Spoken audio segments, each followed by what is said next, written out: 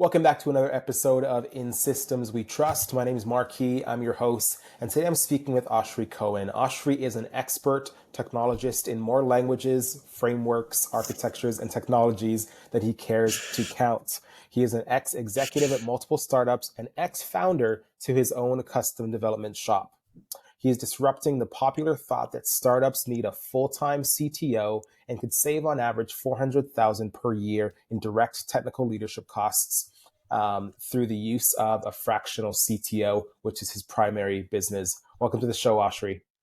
I feel very welcome. Thank you. Good. I'm glad.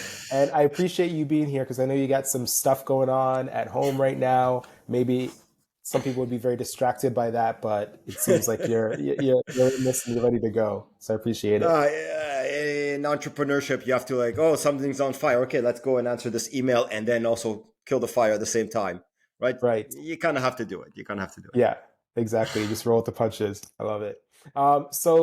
Yeah, excited to have you here. Excited to talk about everything tech in your fractional CTO roles. I want to talk about like automation today and AI technologies and what you're seeing in the industry as well. But before we get too deep, I just want to provide some context to the listeners and in regards to your background and really just if you can share how you got to the place that you're at right now.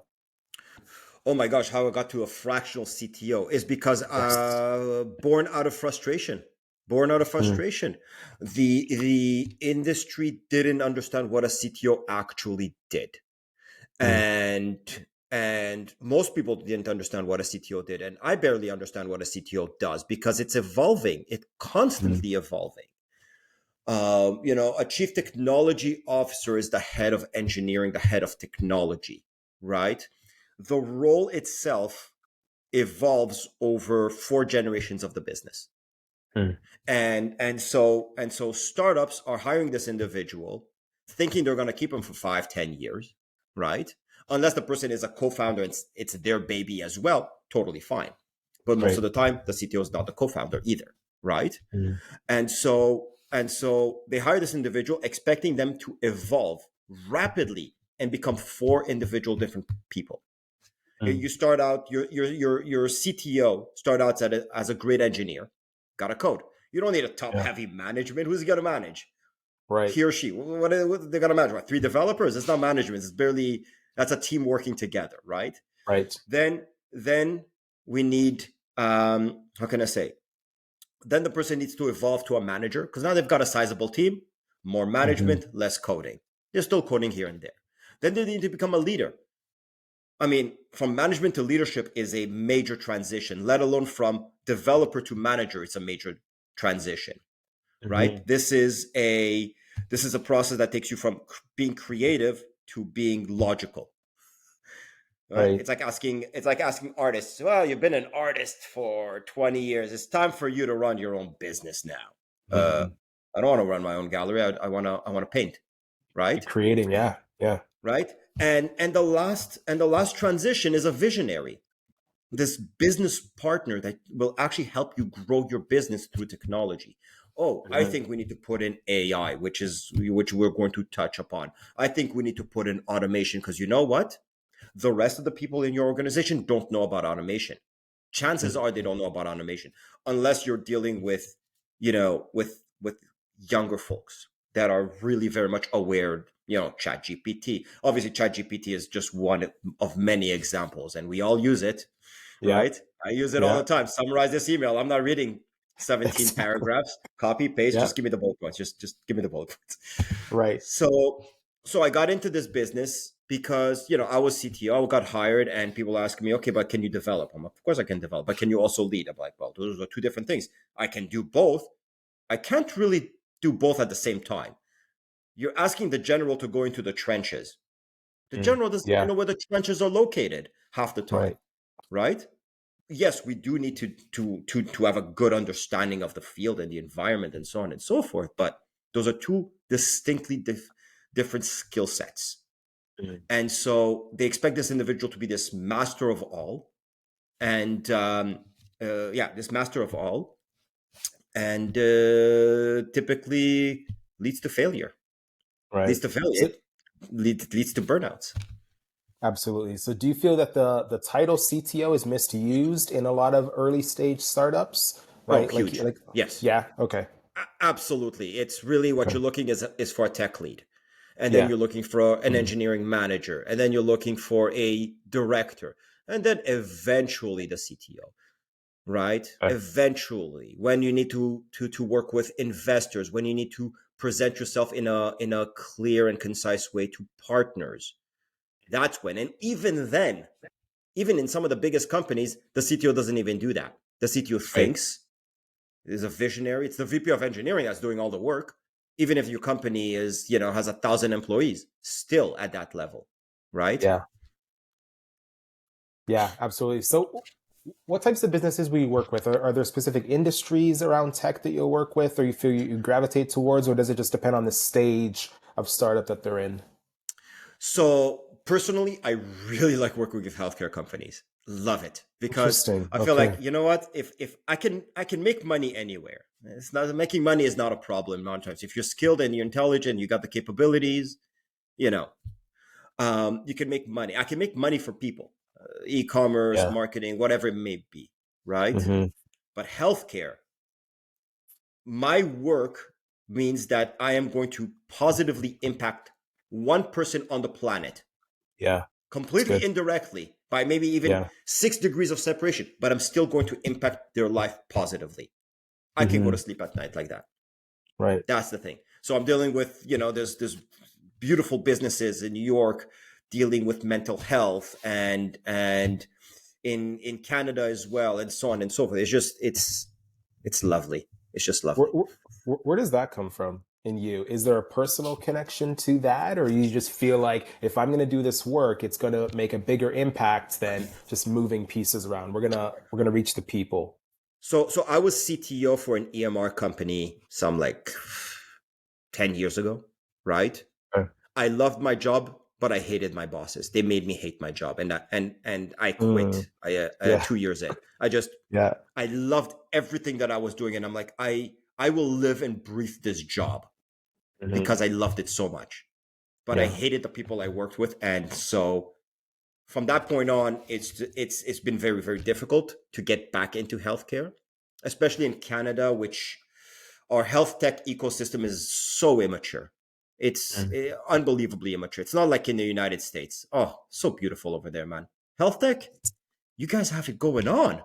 Like it's just nuts. There's money. There's the environment. There's the economy. It's all Mhm. geared towards let's create technology. In Canada, it's still forget it. Getting anything out Fair of the enough. door it takes years, I but have it's changing slowly. Yeah, right. Where are you in Canada? Montreal. Oh, okay. I'm in Nova Scotia right now. Oh, We're okay. right. I thought you were in the United States. Yeah. My bad. No, no, no. That's okay. I mean, you said it, and I thought I assumed you were in the U.S. as well. So that's interesting. We're very close. But you're right. I mean, I have a sister-in-law who's a nurse. I have friends who are in healthcare, and like their number one complaints are around the technology and the speed at which technology is rolled out. Within their organizations, it's like it's crippling our systems, and like you're seeing it firsthand. I see it firsthand. I mean, I'm working with a company and I'm getting them through their certification in Quebec. Okay. Like I think when they designed the process, they were like, you know what? We need hoops on fire to get people to jump through for no apparent reason. It's Wow. a show. Okay. It's I call it the theater of the absurd, right? I remember this. I remember this when I was CTO for an EMR company, and then we'll go back to the topic. But Sure. right, talking about processes, right? The government has a process to get you certified and so on and so forth. Makes sense. We need processes in place. Yeah. They were going to do a security audit of our systems. And I was freaking out. I'm like, okay, I know our system is secure and everything. Like, what are they going to find? What are they going to find? Right? I was Mhm. expecting these hackers to come down. I had two people. I think they were in their 80s. I don't think they've ever seen the internet. They come into our office. They ask us, "Do you have a login, username, and password?" Yes. Okay. And then they walked out. Wow. And all of us were just sitting slumped on our chairs, like, "This is what we waited for 2 weeks. Oh man. Are you Yeah. serious?" Right. That was 10 years ago. It got better now. Now they have like consulting firms that you work with and everything, but still, it's Hmm. this it's this way that the government works that is crippling innovation completely. Right. But we also need them at the same time to prevent bad players from coming into play. It's like this yin and yang that we have to play with. Sure. And You know. actually, just before our recording, I had another recording with a fractional,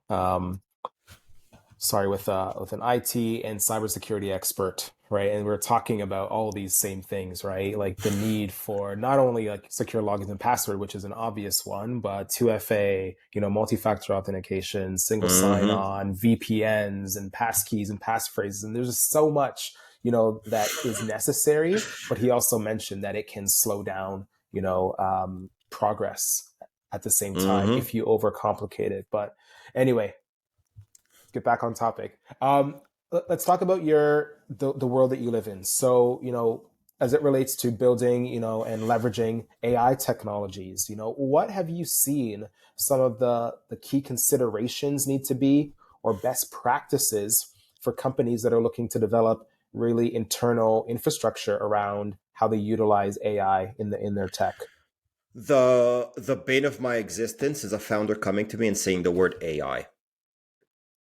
Right? Yeah, I Like get that. Yeah, it's the bane of my existence. I know I'm going to make a lot yeah, of money, but we're not going to sure. get anywhere. That's the Right, reality, right? right. And the running joke in the industry is that machine learning is written in Python, AI is written in Google Slides. That's how AI is written. It's written for investors, right? Okay, got Because it. even ChatGPT isn't AI. It's a language model. It doesn't think, it predicts, right? Mm, There's no such okay, thing as AI yet. But we like to use that. interesting. It's like when HD came out, right? HD TVs, everything was HD. You could go Yeah, to your local Chinese food places like Chinese food HD. What does that mean? I have no idea, right, right? right. It's Yeah. become this nomenclature. Now, for companies to even start considering AI, they have to start thinking about their data. How much data do they even have? What are they Mhm. collecting? And it's not about, hey, I want to develop AI. That is always the wrong approach. Yeah, Always the wrong approach. It's like saying, I need a car to travel, but I have no idea where I'm going to travel, so I'm going to buy the best car. that's the Well, thing. Yeah, where you going? You can buy a Tesla, but if you need to drive in the desert, you're kind of screwed after 200 kilometers, right?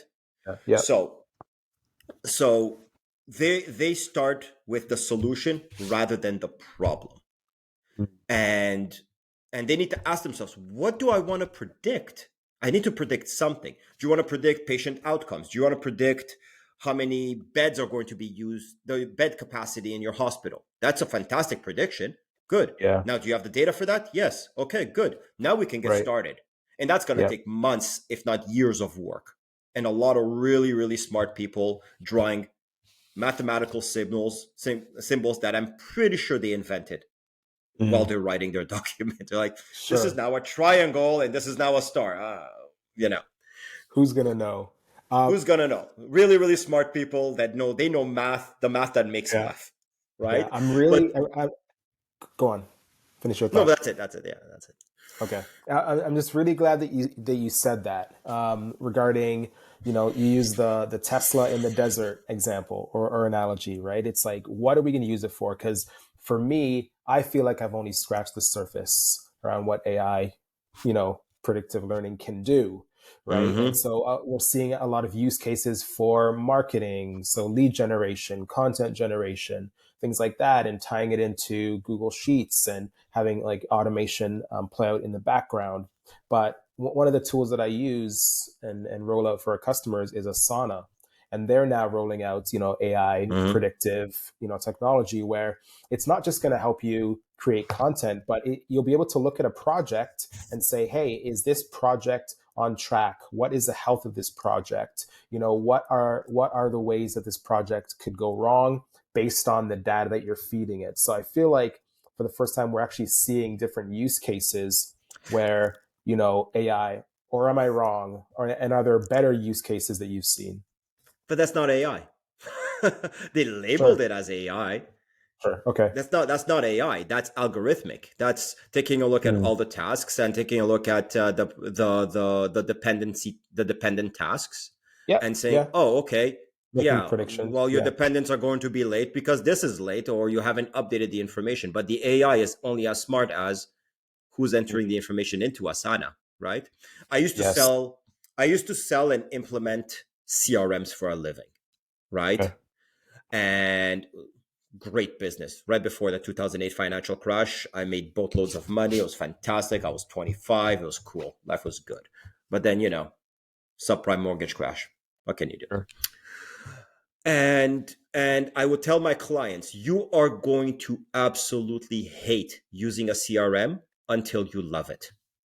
You're going to Yeah. hate it. You're going to hate every minute of it. But when you need to find that opportunity and trace back what happened, it's like, it's like the ray of God opening up on you, and you're like, oh, and you hear the music, and you're like, oh, Right. now I understand.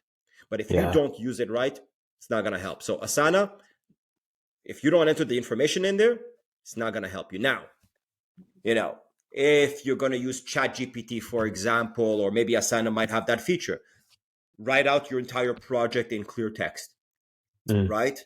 And then tell me, can you just actually create me the task list of everything that I need to do with the dependencies? Right. That's still not AI, it's machine learning, it's predictive. It's still going to predict based on the text, is going Yeah. to come out with the issues that need to come in with an average understanding of how long something should take, which is what ChatGPT does, right? If I ask Right. ChatGPT, tell me about me, tell me about Oshri Cohen, fractional CTO. It's going to access the internet. It's going to find me. It's going to scrape a couple of websites, and then it's Sure. going to return to me a summary of who I am. Oh, that's actually pretty good explanation of what I do, right? Right. But it can Yep. only do based on what's on the input data. In this case, Right. ChatGPT has harvested the internet, right? That's it. So So I'm going to ask the question that everyone's thinking at this point is what is AI then? If we've all been told that AI is ChatGPT and the technology we're seeing where it's just pulling data from different places, how would you define AI and what should it a look like right now? So AI is not one thing. It can never be one thing. So ChatGPT on its own is a machine learning is a large language model, an LLM. It predicts the next word based on the previous word. Very Okay. simple, right? But ChatGPT on its own is not just an LLM. There's a lot more models around that to understand what it is that you're actually asking, and so on and so forth, right? So AI in itself is a combination of multiple systems, if not hundreds of systems. One that's vision, one that's auditory, one that's this, one that's that, right? Think of it this way: how long does it take a kid to become reasonable? Like I have a 9-year old, and Sure. and Yeah. he's learning every single day, and he's still not reasonable, right? Right. So Yeah. how long will it take that child to become reasonable, a reasonable person that can communicate with effectively? It takes time. It Mm. takes a lot of time. Hmm. So, and the amount of information that they've gathered and inferences that they've put together in order to become reasonable, that's how complicated AI will be. So Okay. artificial intelligence is, I can communicate with you. I can talk to you, right? And Hmm. sure, hidden behind a screen or hidden behind a web page, I can have ChatGPT write a document or an article, and you would think it's correct based on the facts that it was given. But what are the underlying data sources that it used?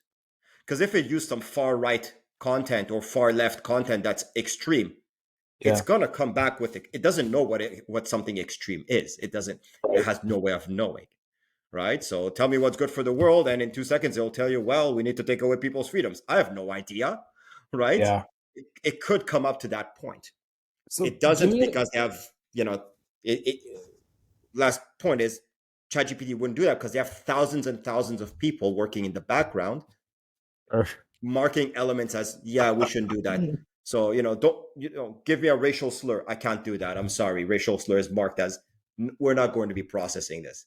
If Got those it. people weren't there, ChatGPT would be bad. Would be I really bad. I've seen memes like that where like you put in an input into ChatGPT and then it cuts to like a factory of people all typing away frantically on their computer like to produce Yeah. that answer. So give me an example then, Oshri. Like you're talking that true AI is different data models stacked on top of each other. So play out a scenario for us then where true AI would exist today. If it was marketed properly and we understood it, what would it look like in, I don't know, like a The best corporation?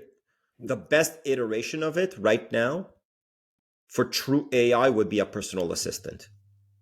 Okay. It would be a personal assistant the way I would say, hey, message Marcus, I'm going to be 15 minutes late because I've got a flood. Yeah. Right. And it would know how to do it all, and it would do it in my voice. Mm. Right. So it looks like it's coming very slowly. I can hire an AI sales agent to make cold calls for me, and they'll be able to answer some questions from the when faced with the simplest minds. Yeah. But you hit it with a deeper question, it wouldn't be able to answer Got it. because it doesn't have that capability of reasoning, right? Mm-hmm. So real AI is called general intelligence. That's real AI. Otherwise, you have Yeah. micro AI, which is AI for driving a car. It can kind of reason, but not really, right? It Mm. still needs radars. It can't do everything through eyesight. I don't know if you know how some self-driving cars, how they do it. They basically Right. have pictures of every car at every distance, and then someone's labeling and saying the car is that far away from you. And then again, the Mm. car is that far away from you. It's on your left, it's on your right.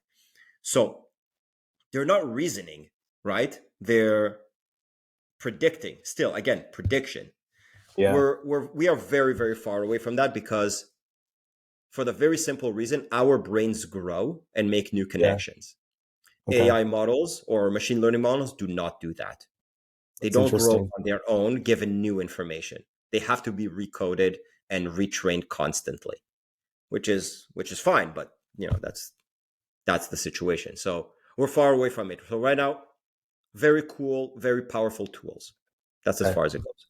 That's very interesting. And so Microsoft, they were leading this AI in the workplace conversation for a long time. And it makes you almost think of like, you mentioned HD off the top. I remember when the HD versus Blu-ray conversation was a big thing, right? Or the, Mm. VHS versus, Betamax and all that back, back when. But to your point, like Microsoft, I guess, isn't following the true AI model because they're tying it into the workplace saying, great, give us data, all your documents, all your conversations, all your chats, everything is now hosted on these platforms. And now AI is going to recall and just pull in relevant information. So, in your opinion, that's not AI.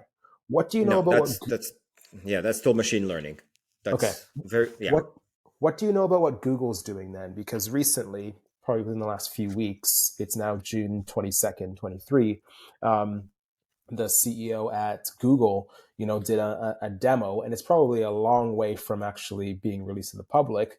But your example of being late for a call, send an email, and it's working now as a personal assistant. They actually demoed on the stage, you know, um, this bot or this AI module calling a doctor's office and making an appointment for someone, and you heard this, automated voice on the phone making this live appointment booking, right? Mm. So, to your definition, that's more of what AI is. So, is Google leading the race there? Do you know anything about where that technology is going? I don't know much about that Okay. area and how fast it's progressing. It's not my skill set, Okay. but to generate voice is not complicated. It's not complicated anymore. It was complicated Got three it. four years ago, Okay. right? All of the advancements are because someone released a paper freely available to the world. Yeah. AI Okay. and let's just keep using the word AI because, well, why not at this point, right? Sure. Yeah. Um, the state of AI is what it is because other companies and PhDs and researchers have released this information freely available. I believe ChatGPT was built on the basis of a research project that was done by Google something like 5, 6, maybe 10 years ago. They released something, Oh yeah. right? Okay. Yeah, something like that. So they didn't, and then they made it better, and then they built on top of it. Sure, right? Mm. But but that's the reality. Now, that's it. Okay. Fair enough. Well, let's start applying this to some of the work that you do, right? Like, Mhm. are there examples, or can you talk about, an approach that you work through with your customers and how you would integrate an infrastructure around AI and technologies that are available today?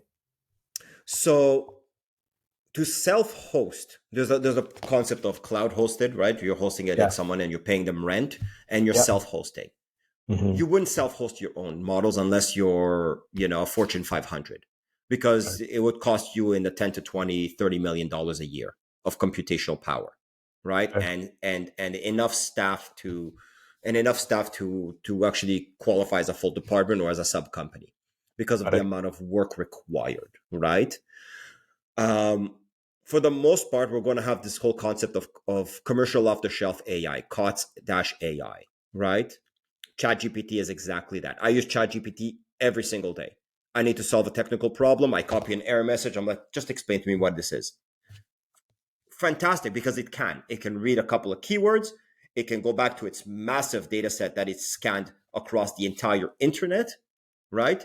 And come back with a cleaner explanation. Now, that's how I use AI. I even use it for code generation. I'm like, generate me this code because I don't want to figure it out right now, but I know Hmm. what I want, right? I just Yeah. don't want to do it. Yeah. And I tell a lot of people, and I tell this to everyone basically, if you're dumb, AI is going to make you way dumber, like just Really? insanely so. If Okay. you're smart and you actually know what you're talking about, AI is going to make you a genius. That's the thing. You actually have to know what it is that it's producing. You have to be able to read and say, what you just said is correct. It's not going to tell you. That's the Yeah. thing. If you ask it to generate code, you need to be able to read the code. You think someone in a Sure. product just say, build me an app and do this and do that? Sure, it'll generate something. It won't be able to change it afterwards, right? Yeah. So all of AI so far, the entire industry, is more, it's not, I wouldn't even compare it to self-driving cars. I would compare it to driver assist. you know Got it. my Toyota, if I'm about to hit someone, it's going to slam in the brakes. Good, fantastic. That's all I need from you right now, and we're good for the next 15 years. I'm good. I Yeah. don't need any more than that, right? Right. That's, Yeah. it's dumb, but it knows how to do some things better than I can do it, because it can see further and it can detect and think, and it doesn't get distracted, basically. Right. So it's all driver assist. So we're going to have all of these tools are employee assisting tools and Okay. productivity assisting tools. They enable a little bit more productivity, but not that much more, right? Interesting. Um, Interesting, what you said there, that, it'll either make you, if you're dumb, it'll make you dumber. And if you're smart, you have to, it's really It'll make you interesting. And smarter. Yeah. yeah, I totally agree with you. And so you're talking about giving the engine proper prompts versus, using something like ChatGPT and just not having to think anymore, right? Yeah. Is that really the difference there? Okay, fair enough. Because Yeah, for me, you still need to think. It's I'm right, writing a big proposal for a client. I'm like, breakdown up. I asked ChatGPT, give me a breakdown of a proposal along these main themes. yeah, Good. Now I've got it. Copy paste the outline. Let me start writing some text. right, That's it. yeah. No, that's fair. And for me, like there's an example that I've spoken to a couple times. I'm not a developer. I don't code at all. I learned basic HTML, years ago when I built my MySpace page, like everybody else. Oh God. Right. And that's pretty much all I know. I can read it. I can manipulate CSS a little bit, but I needed to make a change on my website, and I had a menu. It was yellow and underlined, and I needed to make it white and bold and have it be responsive. And so I basically told ChatGPT all of that, and it gave me a version that was okay. But it when the breakpoints were wrong, so when you resize the window, it didn't stack up properly. And so I gave it Mm, more information, and I said, no, you did it wrong. You have to do this. This is how I want it to look. And it gave me the code. I put it in it. I embedded it in my Squarespace website, and it did exactly what I wanted it to do. And I was blown away. So I'm like, there's no yeah. way I would have ever been able to do that. I need to go hire a developer now to go do that. And so, I mean, and I don't think I'm smart. I think I know enough about how websites work. So I used to build websites, right? So I can give it that information. But you need to know enough, and you need to know what to ask for. Yes. That's the thing. The popular meme is that AI won't replace developers anytime soon, because people have to actually understand, have to know what they want. Yeah. They don't know what they want. Yeah. So until they know what they want. Yeah. So yeah. Totally. Totally. You mentioned, earlier that you started your own consulting firm at a young age. You acquired lots of large clients. Can you share, kind of just your journey through all that? And if you had to take everything you know right now, what would you have done differently in those early stages when you were getting started? I I know would it's a have big treated, question. I would have, back then, Yeah. I overinvested in. I was building startup at the same time as I was doing my consulting firm, as soon as at the same time as I was research and development and getting married and this and that and everything under the sun. Right? Yeah. I should have treated my cash flow better, Okay. because I didn't survive the financial crash when I should have been able to survive the financial crash. Right? Right. Its impact really was about 6 months of all my clients pulling their contracts, and then I'm Mm. like, oh, but I've got a team of 10. Like, I have to lay them off now. I don't have money to pay them if they're not paying me. Right. Right. And I didn't have that business acumen. That's it. I went to university for business, but let's be honest, well, you're not really learning much. You Sure. know, Mm. you're really learning through people and whatnot and experiences. That's how life really works. Right. So that's what I would have done, and I would have focused more on actually building like systems and processes in place. Mhm. I did everything, right? I handled everything, and I didn't know how to delegate. I was young. I started the company when I was 23. I closed it when I was 29, right? Yeah. Um, and I didn't know how to approach um, building a business, where Mm. most people don't know how to approach building a business. Even those that are running, you know, that are running their startups barely know, because this is not really something that's taught. Yeah. Nowadays, maybe a little bit better, but back then, even then, it's not really something that's taught. So that's what I Mm. learned, and I took those lessons and I took those failings, and then when I went back to the working world, I really saw the working world in a different way. I saw how messed up it was, how the processes were broken, how there was a lack of leadership at the technology level across the board, right? Yeah. And then I suddenly got promoted to CTO. I'm like, how the hell did that happen? Okay, fair Right. enough. I applied and I got it. I'm like, and I had to run into it, and I realized nobody actually knew what a CTO does, Mhm. right? And then I left and I became VP of engineering. Same difference. Nobody really knows what it does. Then I became director, and then back to VP, and then back to CTO, and so on and so forth, right? I Yeah. changed jobs a lot in 10 years because I was just really unhappy with employment in general, right? It Sure. was just very, very difficult for me to deal with. Um, and I guess I'm allergic to mediocrity. What can I tell you? I don't know. Like, it's like you start itching. You're like, I can't handle this. There's nothing wrong with that. Um, right? And then I came to the fractional CTO business, right? And my selling proposition to my clients is, I set up a process. I set up the rules of engagement. I train the people so that I am no longer needed. Good. They're like, what? So hold on. So I hire a fractional CTO. Yeah. I'm keep you for 6 to 12 months. Yeah. Then I don't need you anymore. Yeah, that's about right. Who's Mm. going to run the team? Well, the team's going to run the team. If Right. you put in a proper process in place and proper safeguards, the team can move as fast as they need to move. You just have to have the Right. qualified people in place, Right. right? That's just the reality of things. Mm. Now, you still need a tech leader somewhere. So I do still spot checks once a month or once every couple of weeks. And I'm like, hey, what's going on? I'm on Slack. Talk to me. Let's have an hour meeting. I keep them on retainer, but Yeah. you really don't need much, right? And almost all my clients tell me, it's like, I was before I hired you, I was ready to pay $400,000 a year for a CTO full Yeah. time, and on top of that, give them a very, very large stock options position. Right. And I realized I didn't need to do that. Yeah, you don't need to do that.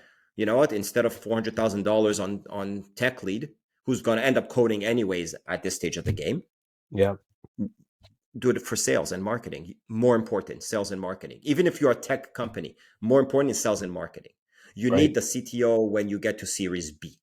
Like you've raised significant amounts of money. Now you have multiple teams, and now you're not engineering. You are now a technology company that requires a lot more focus on partners and client management from a technology perspective, and working with the government and so on and so on, depending on the industry. Then you need a CTO. That's when you really need that role. Is that when you would So introduce them to someone else who could sit in as the full-time CTO, or would you remain yes, on as, yeah, yes, okay. Your yeah. job's So done at that's that point. yeah. So that's the fun Right. part because I say it's like after 12 months, I can either stay on retainer if you need me. Sometimes, most of the time, my clients don't need me. They, Sure. they don't. They're like, well, things are running fine now, Mm. and good. I'm like, good. That's the whole point. I kind of after about 6 to 8 months, I pull back and I don't talk to anyone, and I want to see how the team operates. And then Yeah. suddenly you see the team just run. Like it's like pulling off the training wheels, like slowly raising them up. They Yeah. don't notice it, and then eventually, oh well, you're biking on your own. You're Yeah. fine, Right. right? You don't need me anymore. And Yeah. then I back off and I call the client. I'm like, stop paying me now, please. Mm. And Wow. and yeah, it's a really good Yes, it sales is. proposal, right? It's like Of course it you hire is. me so that I fire myself, Yeah. right? Yeah. And then if you do need a full-time CTO, because sometimes they have such a complicated business, I can't help you with like 2 hours a day. And I'll tell you right away, it's not a money grab. It's my name. I'm not a big consulting firm. Yeah. I'm not going to soil my name, and I'm going to tell you, Yeah. I can't help you, right? Right. But what I'll do is I'll stick around for 3 months. I'll try to help you to identify the kind of person you need. And then I'm going to have the super fun job of replacing myself. Yeah. Uh, And let me tell you something, candidates are loving this kind of interview because I'm like, okay, so what's the role? Well, the role is to replace me. What? I don't understand. Yeah, what are you, an employee? No, I'm a fractional, and I need to hire a full-time copy of me. So let's Yeah. see who you are, right? And that is actually really, really fun and really, really interesting. You know, Very cool. Wow. you Yeah. know, well, the title of the podcast, "In Systems We Trust," Yeah. right? Yeah. The entirety of the software development process is a set of systems that you put in place, one after another. The way you And write code, the way you validate it, the way you review it, and the way you deploy it, and the yeah. way product managers communicate what they want to build, and then the feedback. Once you have that system in place, it's an engine. It just keeps Mhm. running, unless you now need, unless something breaks or something, or there's too much load in the system that just starts to crack everywhere. That's Right. it.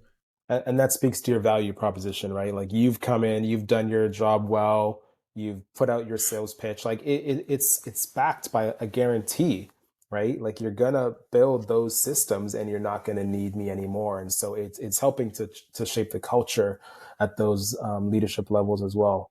Mm-hmm. Um, what is next for you? What does the future of the work that you're doing look like? What are your predictions around where tech is really going to land?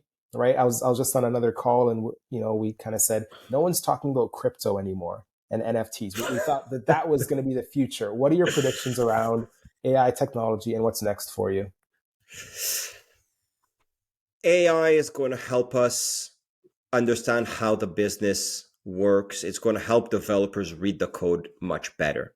We're going to be able to ask it a question about, hey, where is this happening in the code? And it will be able to find it. We'll be able to understand it. Now, granted, the code has to be written very, very well for it to understand, because humans can infer really, really bad code and bad architecture. Machines cannot.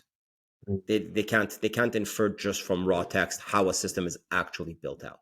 Maybe one day, but that's difficult for even the best developers and the teams of developers. So that's where it's going.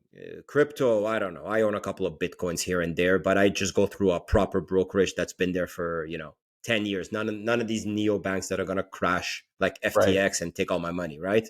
Yeah. I don't need that in my life. Of course not. And and that's my prediction. That my prediction is um, a lot of people are going to lose their jobs because more people, one person is now more productive than three others, right? Especially in Fortune 500s, especially in the very large organizations where you got this one guy or gal in the basement, and their job is to just take an email received and then send another email, and Yeah. that's what they do. Yeah. These things are going to be completely replaced, and Mm. they already are being replaced. What, 4 or 5 years ago, I think an insurance company laid off an entire department that was whose job was to validate insurance claims for, that everything was filled correctly. Yeah, okay, Wow. machines can do that. That's not a Yeah. problem. I think there's actually a whole book about bullshit jobs.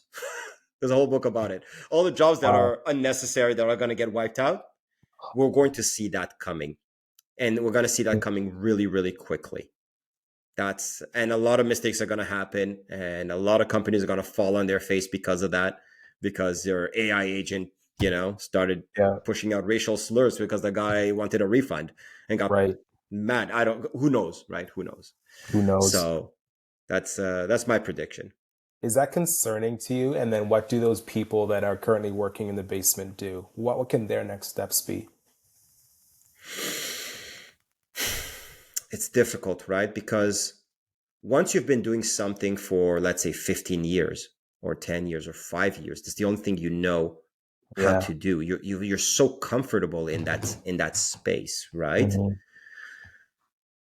It doesn't concern me. That's just how the economy is going to work. The Industrial Revolution changed how families Yeah. lived, Yeah. right? Everybody started Hmm. working in factories, and it was a mess, and it was and until legislation came in. So yeah, Hmm. a lot of people are going to lose their jobs, and the systems that we trust, are like, plug it in. I It's like love it. Yeah, I'm please. I'm plugging in the podcast every 5 seconds, right? The systems that we trust are going to be largely automated, right? I would love to deal with a government AI bot instead of a human, because then I'm not on the phone for 75 minutes waiting for a human to tell me I didn't fill form 38B correctly, Yeah. right? Yeah. That's just and it's happening right now. I was researching an AI service for one of my clients who's in healthcare, to have them answer questions about their profile and about their medical history and whatnot when the patient calls. It's like, you Mm. know, hey, what medication am I supposed to take and how long? And it scans the EMR and it pulls out and say, you're supposed to take Tylenol 3 times a day, Good. every 2 hours, and so on and so forth. Are you seeing That's any good. symptoms? Yes, I'm seeing this symptom. Oh, okay. Let me connect you with the doctor right now. And it connects you with the actual doctor that they need to connect to it. Right. So good. Yeah. Yeah. I don't need 6 people answering phone calls now. I need Right. a few senior people. Right. Yeah. So everyone's going to have to level up what they do to at a much higher order. The remedial work is going to get largely automated in the next 10 years, Yeah. I see except that. at the government, because the governments can't be seen firing people. Sure. So they're going to be running completely, inefficiently for many decades to come. But it is what it is. It is what it is. They'll catch up eventually. Eventually, yeah. Oshri, thank you so much for your time today. Definitely appreciate the conversation and your perspective on AI. I know I learned a lot, and I'm gonna have to re-listen to this to make sure I got all those notes. So thanks so much. Where's the best place people can connect with you? OshriCohen.me. That's Okay. my website. LinkedIn. Not OshriCohen.com. That's a very, very beautiful looking model. Not .com, .me. But if you Me. think it's me, if you think I'm the model, I'll take that as a compliment, which many people have asked me, because I bought the domain before I even checked it out. So We'll have the proper links in the show notes. thank you. Awesome. Thank you so much. Definitely appreciate your time and enjoy the rest of the day. Thank you. Have a good one.